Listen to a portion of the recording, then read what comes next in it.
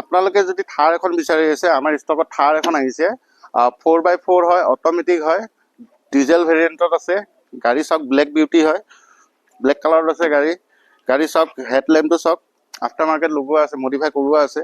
AC vent আপোনাৰ modify কৰোৱা আছে। বাকী মই গাড়ীখন ৱাকলানটো দেখাই দিওঁ একবাৰ।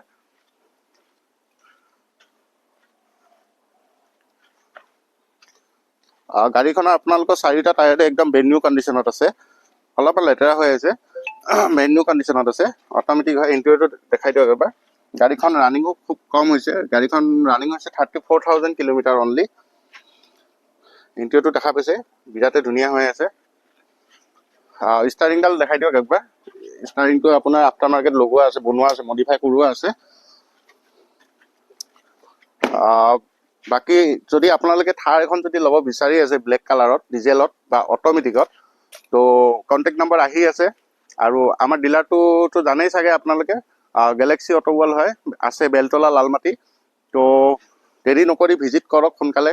কণ্টেক্ট নম্বৰ আহি আছে, কণ্টেক্ট কৰক। যদি দামটো জানিব বিচাৰিছে, প্ৰাইচটো জানিব বিচাৰিছে, কণ্টেক্ট কৰক। মই প্ৰাইচটো আপোনালোকক ফোনত কৈ দি আছোঁ।